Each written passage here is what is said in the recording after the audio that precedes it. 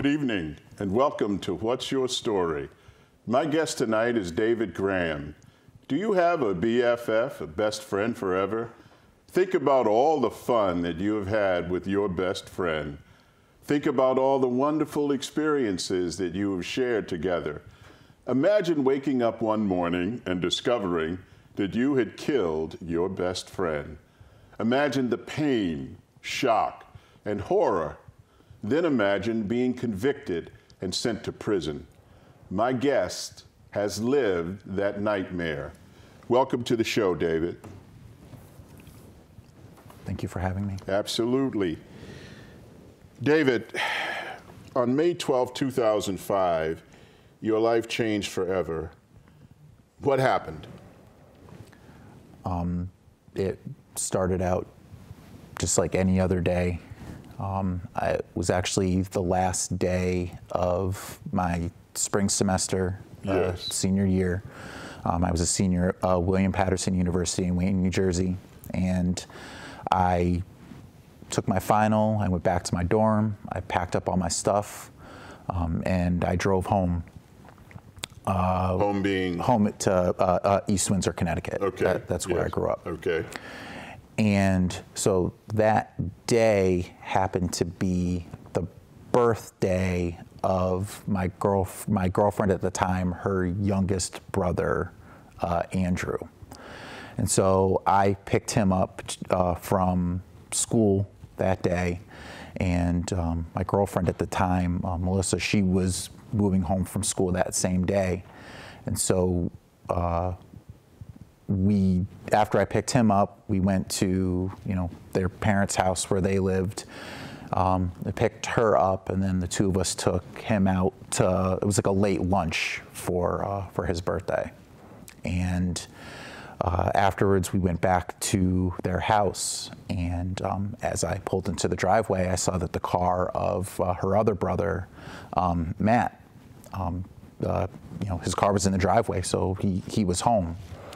And so he was actually asleep on the couch as I pulled into the driveway. And so he woke up, and he looked out the window, and he saw that I was there, and he saw my car was my pretty much brand new car. I had just gotten it 3 weeks before. What kind of car was it? It was a 2002 Pontiac Grand Am GT. Okay.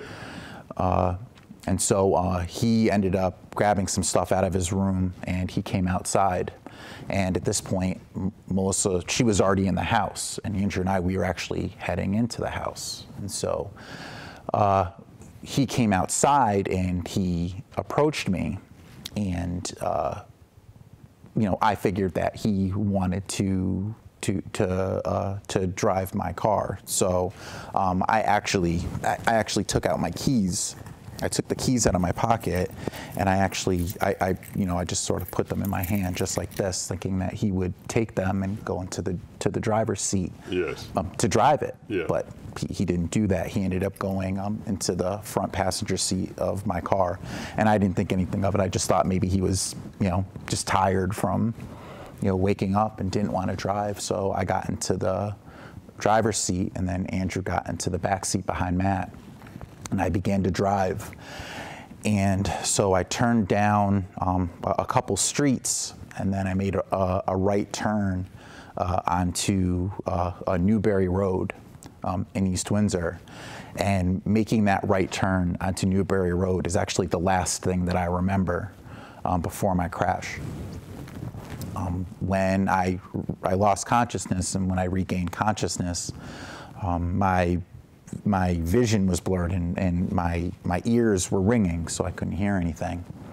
And so, I wanted to make sense of what had just happened. So I sort of looked to my 10 o'clock, and I could see that there was a peach-colored Toyota Corolla sitting in the middle of the road, and its front end and windshield had been completely smashed in, and I couldn't see inside. And to my left was a tree. I was actually resting up against two trees, and there was a tree that was literally right here next to me, and I couldn't get out of my car because my left leg was pinned in between the tree and my car. And my hearing started to come back, and that's when I could hear Andrew he was screaming, he was crying from the back seat. And when I heard that, I panicked and I wanted to check on both he and Matt to make sure that they were okay. So I looked to my right where Matt should have been, but he wasn't there. And so I'd seen that his entire seat had been pushed into the back center part of the car. It was right underneath where, my sunroof would have been had it still been there. Sure. And yes. And he wasn't moving, and there was blood coming out of his eyes and ears, and I didn't really know what to think. So I just twisted my body more so I could see Andrew, and he was in total shock. There were tears pouring down his face, and he was crying for help, and I couldn't help him. As much as I wanted to, but I was stuck. I couldn't do anything. And, EMTs, came to the scene. The fire department came to the scene. East Windsor Police came to the scene. Before they came, there were a couple bystanders that had stopped and saw there was a serious accident. And the first one who came to my car, I asked to use his cell phone, because mine had gotten thrown around somewhere in the car, and I couldn't find it. And I called Melissa and I told her that there was a very serious problem and that she needed to come down to where I was. And she ended up coming down to the scene. They wouldn't let her through. They stopped her down the street where Sure. officers had her a roadblock. Yeah. blocked off. And EMTs, they came to my vehicle. They took 2 jaws of life. It took 1 to get me out of my car to free my leg. I found out later that it took 1 to get out of the back seat as well. I was taken out of my car first. They put me on a stretcher. They put me in the back of an ambulance, and they took me to the hospital. And I found out a little while later that Matt and Andrew were actually taken by separate Lifestar helicopters to Hartford Hospital. And when I got to the hospital, they ran, they put me on, they brought me to the emergency room, they put me on a table, they cut off all my clothes, and they started checking me, and they took me for a couple tests, x-rays, CAT scans to make sure I had, no internal damage. And after that, they brought me to a hospital, like a private hospital room. And at this point, I was like beside myself because, my parents had come to where I was, but, I wanted to, I wanted to see Matt and Andrew so I could make sure that they were okay. Sure. And sure. I wanted to see Melissa and their parents so I could apologize for what they had done. Sure. And so they actually found where Melissa was in the hospital, and she came to see me, and she stood to the right of my bed, and we held hands, and I apologized over and over, and I asked her how Andrew was, and she had said that he had just got out of surgery, and that he was in intensive care and expected to make a full recovery. And then I asked her how Matt was, and she said that they were working on him, and she immediately turned around and walked outside the door.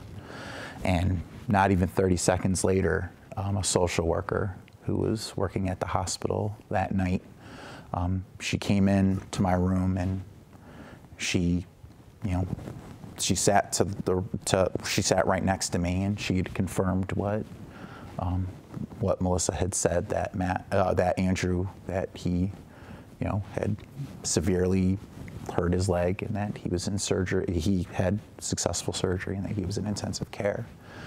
But then she told me that Matt had been pronounced dead upon arrival at Hartford Hospital, and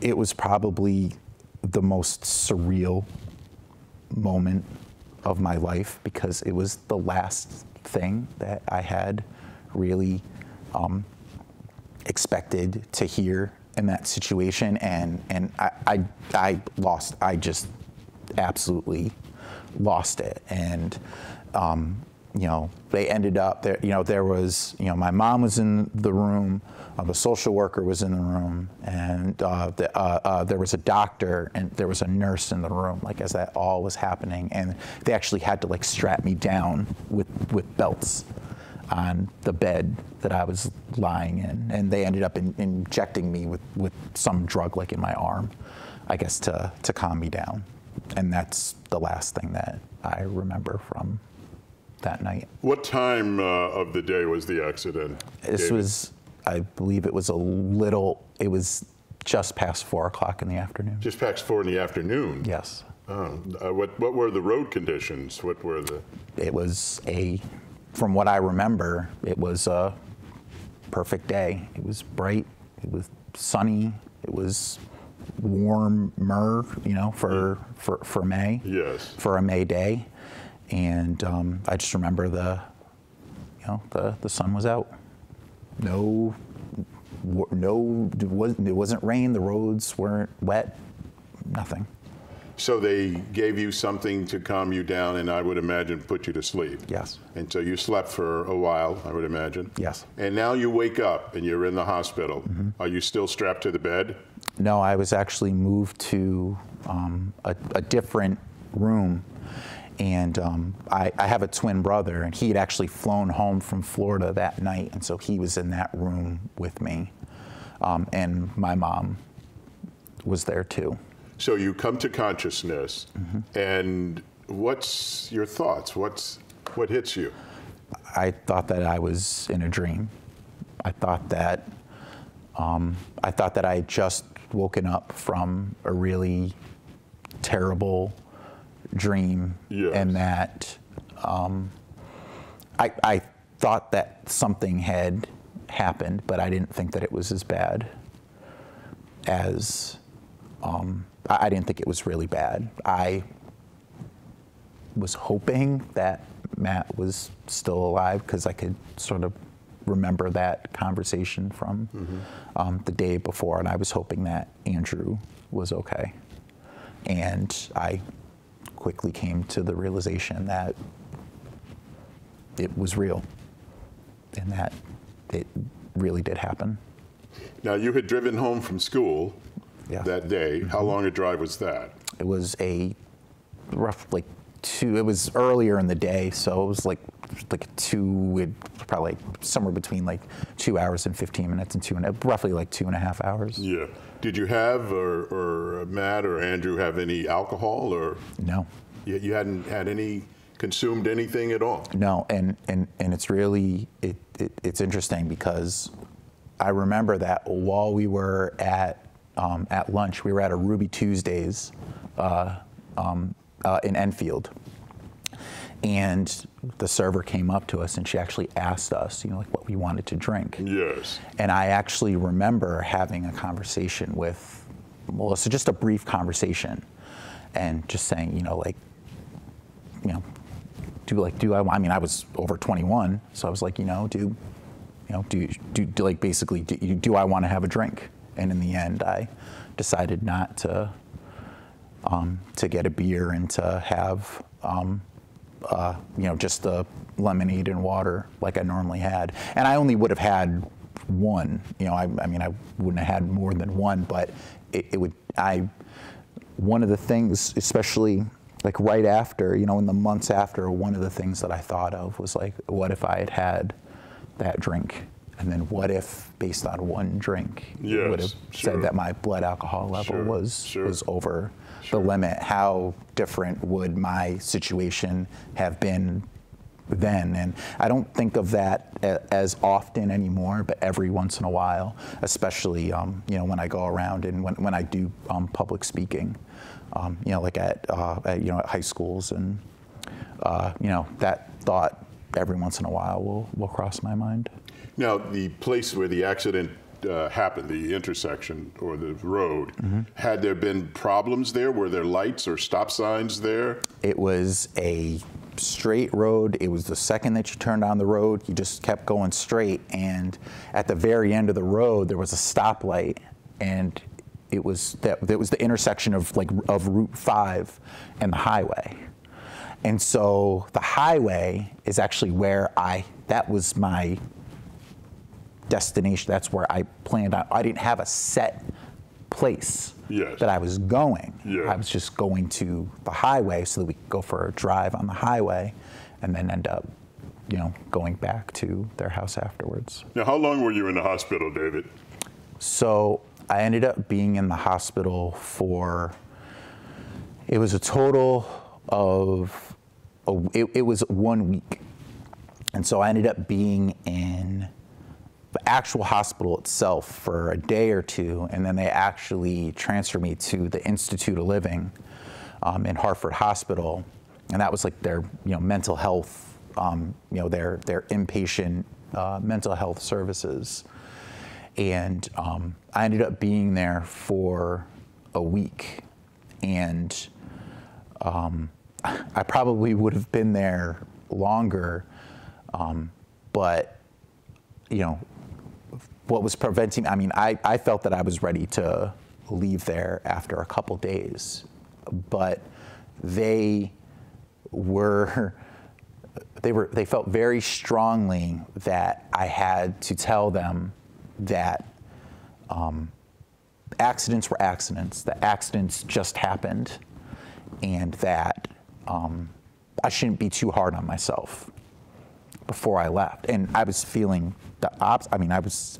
I was devastated. I just felt responsible. It was like the worst. It was like the worst feeling in the world. And for the first few days that I was there, I just couldn't get to the point where I could just say, "You want to know what? Accidents happen." And about after 5 days, I realized that I was not going to be going home anytime soon until I said that. And so I told them that. I told them what they wanted to hear, so that I was able to go home. And so I was home. I think the accident happened on a Thursday. I think I ended up going home like that Saturday or something. So I think it was like 8 or 9 days or something like that.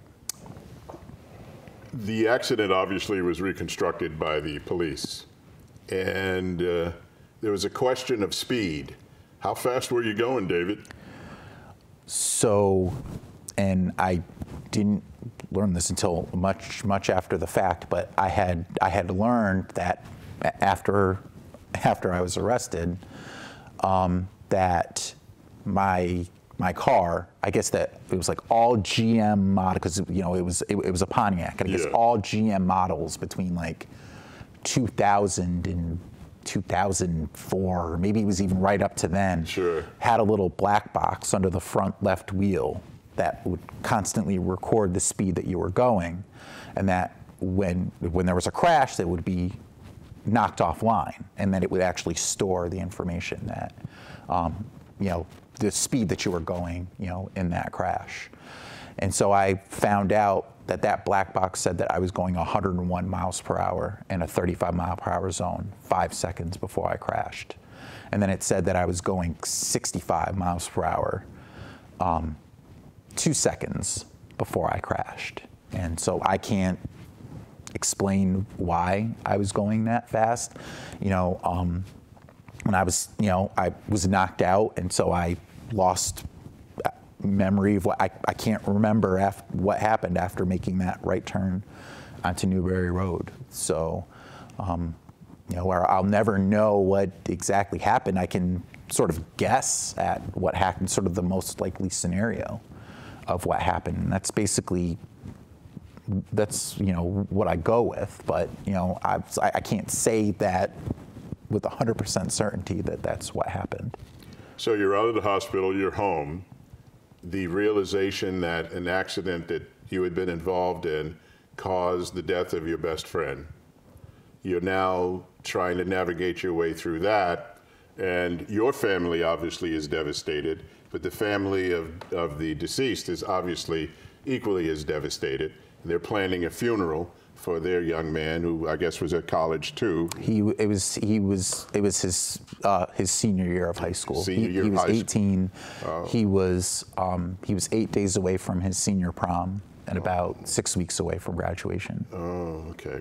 How did his family react to you? Well, maybe let's back up a little bit. Yeah. What was your relationship with his family like prior to the accident and then after the accident? Before the accident, I mean, I was incredibly close with that entire family. I mean, Melissa and I, we had been together for like 4.5 years up to that point. And I mean, I considered, her parents, I considered them my parents. We were that close. Her brothers, they were my brothers.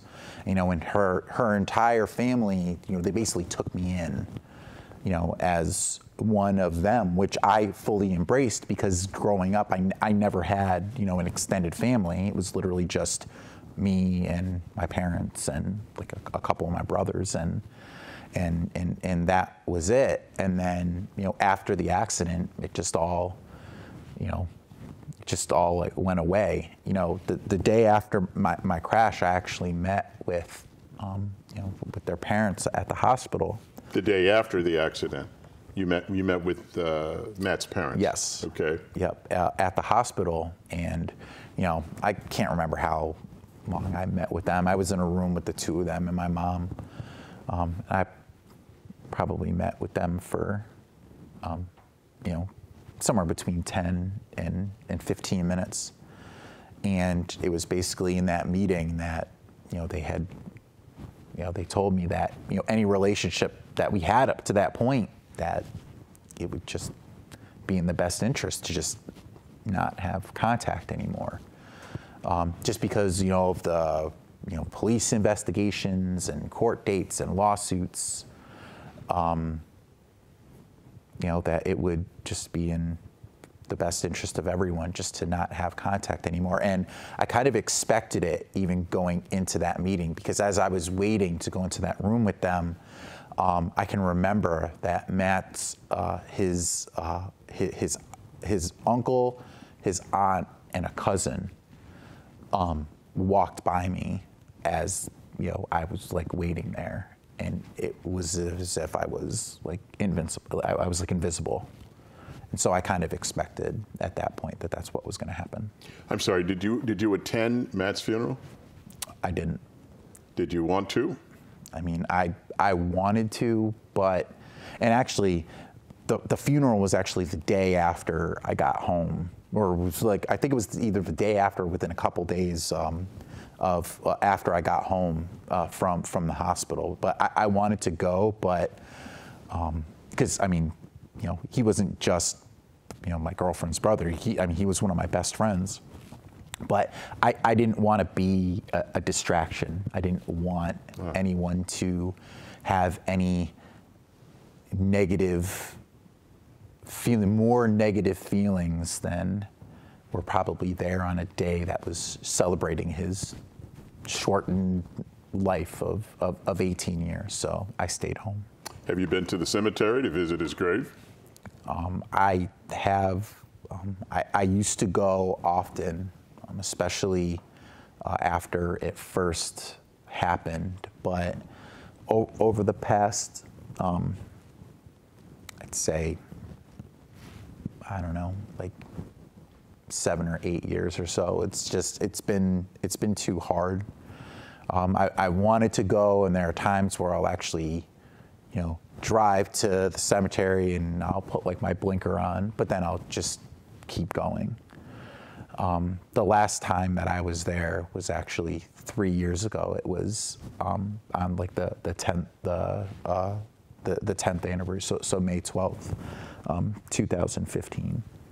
I went and I got flowers, and I put them there, and I put them, on his grave, and I talked to him for a little bit, and that's the last time that I've gone there. How has that moment in your life changed your life? Just the accident itself. I mean, I had lost everything, basically just like that. I went to school to be a teacher. I was a physical education and health major. After I got out of went to prison. After I got out of prison, no school would hire me. No school would hire someone who had 3 felonies. You know, I lost the life that I thought that, I thought that I was going to be with Melissa for a long time. I just lost everything, and I had to work a lot harder at life to, get, the things that I wanted and to be a successful person. But what we're going to do is we're going to do part 2 of this, and we're going to talk about you being arrested, you're being tried and being convicted, being sent to prison, and what you're now doing in the community, okay? Okay. That's all the time we have for this episode of tonight's show. My thanks to my guest, David Graham. Everybody has a story. What's yours? Thank you for tuning in. Until next time, good night.